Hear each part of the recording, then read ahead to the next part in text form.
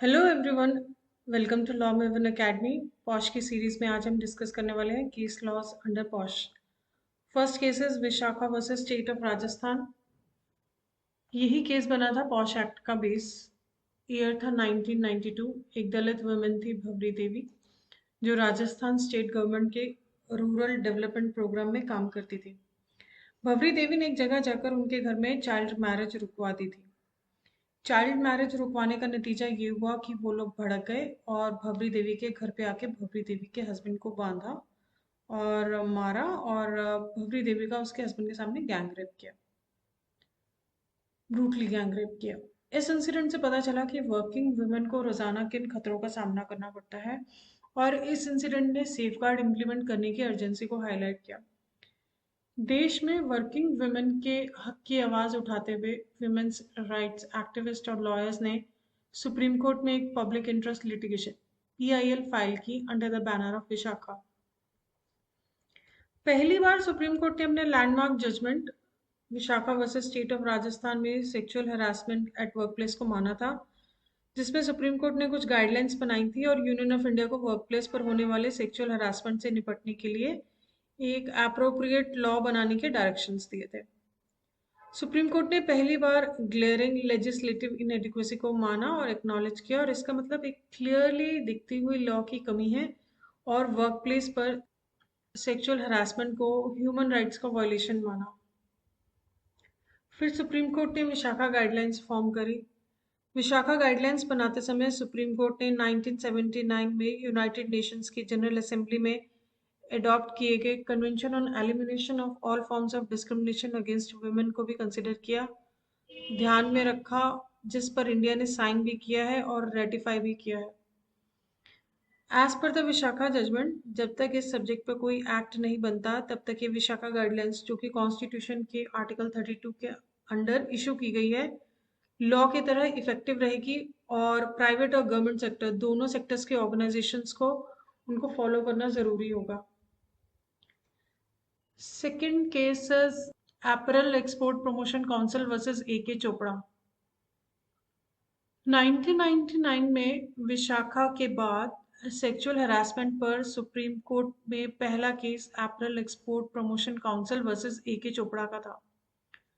इस केस में supreme court ने विशाखा जजमेंट में दिए लॉ को रीइटरेट किया, दोहराया, और Delhi based apparel export promotion council के एक सीनियर ऑफिसर के डिसमिसल के डिसीजन को सही ठहराया। A.K. Chopra was found guilty of sexually harassing a subordinate female employee at the workplace. इस जजमेंट ने सुप्रीम कोर्ट ने सेक्सुअल हरासमेंट की डेफिनेशन को एनलार्ज करते हुए ये रूलिंग दी कि एक्ट ऑफ सेक्सुअल हरासमेंट माने जाने के लिए फिजिकल कॉन्टैक्ट जरूरी नहीं है। सुप्रीम कोर्ट ने जो एक्सप्लेन किया वो देखते हैं। Sexual harassment is a form of sex discrimination. Sexual harassment sex discrimination का एक फॉर्म है, projected through unwelcome sexual advances, जो प्रोजेक्ट किया जाता है through unwelcome sexual advances, request for sexual favours and other verbal or physical contacts with sexual overtones, whether directly or by implication, चाहे वो directly हो या बाय इम्प्लीकेशन, पर्टिकुलरली तब जब किसी फीमेल एम्प्लॉय का ऐसे कंडक्ट को एक्सेप्ट करना या रिजेक्ट करना उस फीमेल एम्प्लॉय की एम्प्लॉयमेंट को इफेक्ट करने के लिए इस्तेमाल किया जा सकता हो, और जो उसके वर्क परफॉर्मेंस में अनरीजनेबली इंटरफेयर करता हो, और जिसका असर ऐसा हो कि उस फीमेल को लगे कि ये एक इंटिमिडेटिंग या हॉस्टाइल वर्क एनवायरनमेंट है। थर्ड केस इज मेधा कोटवाल लेले वर्सेस यूनियन ऑफ इंडिया। इसके बाद सुप्रीम कोर्ट ने Medha Kotwal versus union of India में कहा कि विशाखा गाइडलाइंस को उसके फॉर्म, सब्सटेंस और स्पिरिट के साथ इम्प्लीमेंट किया जाना चाहिए, ताकि वुमेन को डिग्निटी, डिसेंसी और ड्यू रिस्पेक्ट के साथ काम करने का एटमॉस्फेयर देकर जेंडर पैरिटी लाने में हेल्प मिल सके। कोर्ट ने यह भी कहा कि विशाखा गाइडलाइंस के अंडर एम्प्लॉयर्स और अदर रिस्पॉन्सिबल पर्सन्स और इंस्टीट्यूशंस दोनों के लिए ये ज़रूरी है कि वो इन गाइडलाइंस को फॉलो करें और विमेन के सेक्सुअल हरासमेंट को प्रिवेंट करने में हेल्प करें। इसके अलावा कोर्ट ने ये भी माना कि कई स्टेट्स इस मामले में पीछे रह गए हैं और इस बात को दोहराया कि there is an obligation to prevent all forms of violence. Court ने कहा कि लिप सर्विस, हॉलो स्टेटमेंट्स और इनएडिक्वेट लॉज हमारी आधी सबसे कीमती आबादी यानी वुमेन के ट्रू और जेन्युइन अपलिफ्टमेंट के लिए काफ़ी नहीं है। इस मामले में आगे ये भी कहा गया कि स्टेट गवर्नमेंट्स को जजमेंट की डेट से 2 महीने के अंदर central civil services conduct rules 1964 और स्टैंडिंग ऑर्डर्स में नेसेसरी अमेंडमेंट करने होंगे। साथ ही बार काउंसिल ऑफ इंडिया को ये रिस्पॉन्सिबिलिटी सौंपी गई कि वो ये इंश्योर करे कि देश की सभी बार एसोसिएशंस और स्टेट बार काउंसिल्स में रजिस्टर्ड पर्सन्स विशाखा गाइडलाइंस को फॉलो करें। इसी तरह medical council of India, council of architecture, institute of chartered accountants, institute of company secretaries और अदर स्टैट्यूटरी इंस्टीट्यूट्स के लिए भी ये ज़रूरी किया गया कि वो ये इंश्योर करें कि उनके साथ रजिस्टर्ड और उनसे affiliated organisations, bodies, associations, institutions और पर्सन्स विशाखा गाइडलाइंस को फॉलो करें। Next is Albert David limited versus Anuradha Chaudhary and others. It's Calcutta high court judgment. ये डेफिनेशन बहुत वाइड है क्योंकि इसमें डायरेक्ट या इम्प्लाइड सेक्सुअल कंडक्ट शामिल है, जिसका मतलब ये हो सकता है कि जो सेक्सुअल बिहेवियर एक पर्सन के लिए इम्प्लाइड है वो दूसरे पर्सन के लिए वैसा ना हो। इसलिए इम्प्लाइड बिहेवियर पूरी तरह से पर्सन की अपनी इंटरप्रिटेशन पर डिपेंड करेगा। This definition also provides that harassment में बी वर्बल और नॉन वर्बल कंडक्ट। इस केस में प्लेंटिफ ने डिफेंडेंट नंबर 1 से अटेंडेंट्स को एसी स्विच ऑफ करने का इंस्ट्रक्शन देने का रिक्वेस्ट किया और जिसके जवाब में डिफेंडेंट नंबर 1 ने कहा, come close to me you will start feeling hot.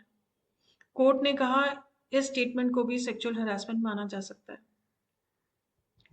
Next is Saurabh Kumar Malik versus CAG. It's Delhi high court judgment, very important judgement.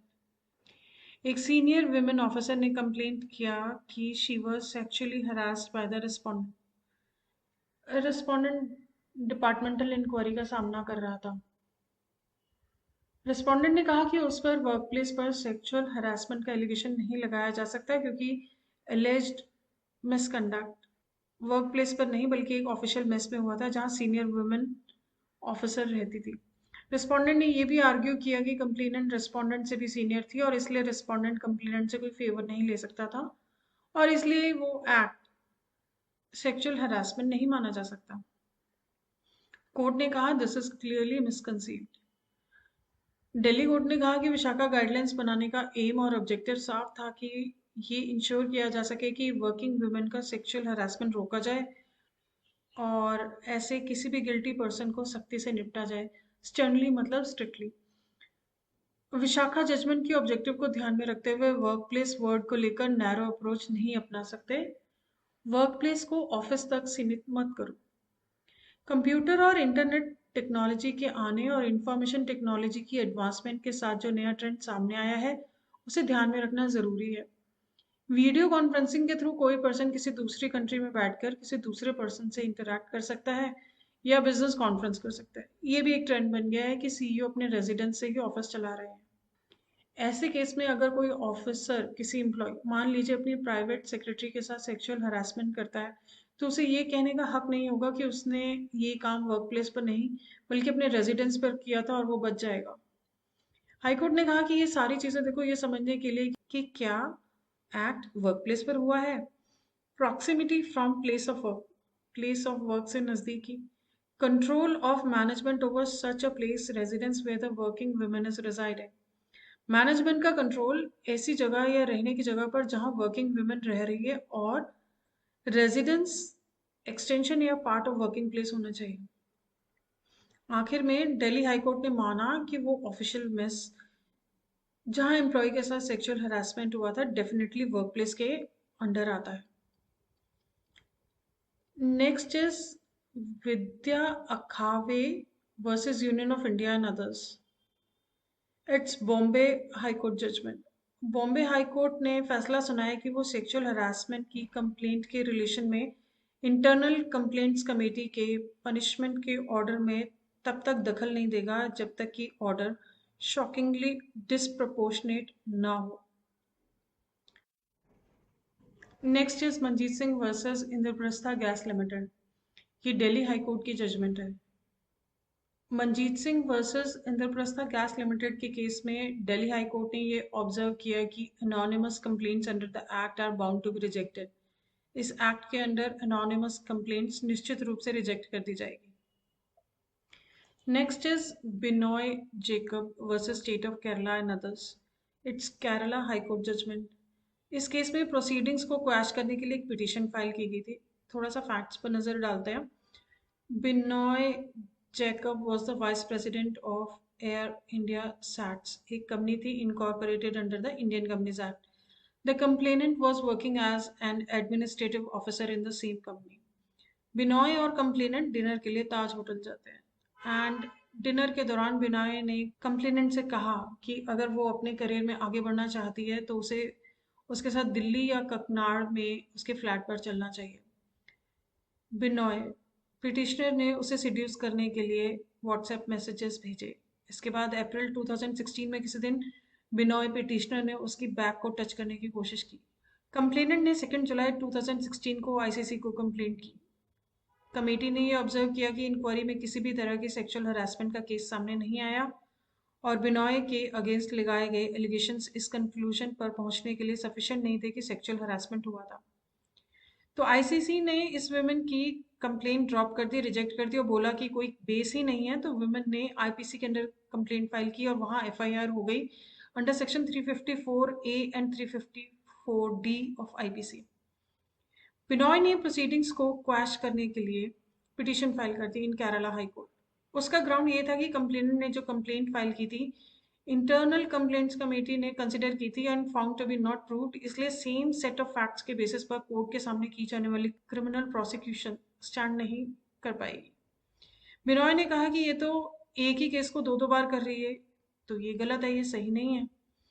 Court ने ये डिसीजन दिया कि सेक्शन 28 ये कहता है कि ये जो पॉश एक्ट है ना, इस एक्ट के प्रोविजंस ये एडिशन में चलते हैं, डेरोगेशन में नहीं, खिलाफ नहीं चलते दूसरे लॉज के। पॉश एक कॉम्प्लीमेंट्री एक्ट है, वो कॉम्प्लीमेंट करता है, वो आपको रोकता नहीं है दूसरी जगह जाने के लिए। एक्ट के अंडर एम्प्लॉयर के एक्शंस और आईपीसी के अंडर किसी ऑफेंस के लिए एम्प्लॉय के इंस्टेंस पर रिकॉर्ड की गई कंप्लेंट एक दूसरे से इंडिपेंडेंट है। They are independent to each other. Sexual harassment की कंप्लेंट के रिलेशन में टू फोल्ड एक्शंस की परमिशन है, दोहरी कार्रवाई की अनुमति है, इसलिए दोनों ही एक्शंस इंडिपेंडेंट है and are permissible under law. There is absolutely no bar in proceeding with the criminal prosecution initiated against the petitioner. Petitioner के अगेंस्ट इनिशिएट की गई, शुरू की गई क्रिमिनल प्रोसीडिंग्स को आगे बढ़ाने में किसी भी तरह की कोई रोक बिल्कुल भी नहीं है और आप दो एक्शंस ले सकते हो और दोनों के दोनों एक्शंस इंडिपेंडेंट है और हम उनको रोक नहीं सकते। Last one is Rayala Satyanarayana versus SBI funds management private limited and others. It's Andhra Pradesh high court judgement. Rayala Satyanarayana was the ISC head chief manager at the Vijayawada branch of SBI Funds Management Private Limited। एक complaint के बाद act के under एक ICC बनाई जाती है। ICC report के basis पर कंपनी 14 नवंबर 2018 को रयाला सत्यनारायण की सर्विसेज टर्मिनेट कर देती है। इसके अगेंस्ट की गई अपील को एपेलेट अथॉरिटी 7 फरवरी 2019 को डिसमिस कर देती है। आईसीसी की फाइंडिंग्स के बेसिस पर कोई रेगुलर डिपार्टमेंटल इंक्वायरी शुरू नहीं की जाती। बिना किसी डिसिप्लिनरी प्रोसीडिंग स्टार्ट किए ही रयाला सत्यनारायण को टर्मिनेट कर दिया जाता है। पिटिशनर रयाला सत्यनारायण कहता है कि टर्मिनेशन, जो कि मेजर पनिशमेंट है, बिना किसी सेपरेट डिपार्टमेंटल इंक्वायरी या हियरिंग की अपॉर्चुनिटी दिए बिना ही इम्पोज कर दी गई। It's violation of principle of natural justice. इस केस में आंध्र प्रदेश हाई कोर्ट ने ये डिसाइड किया कि क्या टर्मिनेशन ऑफ सर्विसेज एक मेजर पनिशमेंट है जिसे बिना किसी सेपरेट डिपार्टमेंटल इंक्वायरी के या बिना किसी हियरिंग की अपॉर्चुनिटी दिए या बिना कोई अलग से चार्ज मेमो जारी किए नहीं दिया जा सकता। कोर्ट ने यह माना कि कमेटी के कंक्लूजन्स को रिमूवल फ्रॉम सर्विस जैसी मेजर पेनल्टी देने का बेसिस नहीं बनाया जा सकता, क्योंकि ये एम्प्लॉय के मिसकंडक्ट की एक फाइंडिंग रिपोर्ट है जो इंक्वायरी में मिली और इसे सिर्फ एक प्रिलिमिनरी इन्वेस्टिगेशन या ऐसी इंक्वायरी नहीं माना जा सकता जिसके बेसिस पर कोई डिसिप्लिनरी एक्शन लिया जाए। इसका मेन ग्राउंड ये था कि कमेटी के कंक्लूजन्स को सिर्फ एक प्रिलिमिनरी इन्वेस्टिगेशन या इंक्वायरी नहीं माना जा सकता जिसके आधार पर कोई डिसिप्लिनरी एक्शन लिया जाए, बल्कि इन्हें एम्प्लॉय के मिसकंडक्ट की इंक्वायरी में एक फाइंडिंग या रिपोर्ट के तौर पर देखा जाएगा। इसके अलावा इन इम्प्यून्ड प्रोसीडिंग्स में सीवियर इलीगैलिटी है क्योंकि ये प्रोसीडिंग्स बिना किसी रेगुलर डिपार्टमेंटल इंक्वायरी के और सर्विस रूल्स के अकॉर्डिंग एम्प्लॉय को अपॉर्चुनिटी दिए बिना ही शुरू कर दी गई। सर्विस रूल्स के अंडर ये मैंडेटरी है कि डिसिप्लिनरी प्रोसीडिंग्स इनिशिएट करने से पहले प्रॉपर इंक्वायरी की जाए और बिना इंक्वायरी किए किसी भी एम्प्लॉय पर कोई मेजर पेनल्टीज नहीं इम्पोज की जा सकती। तो ये था आज का video. I hope you find it useful. Don't forget to like, share and subscribe. Thanks for watching.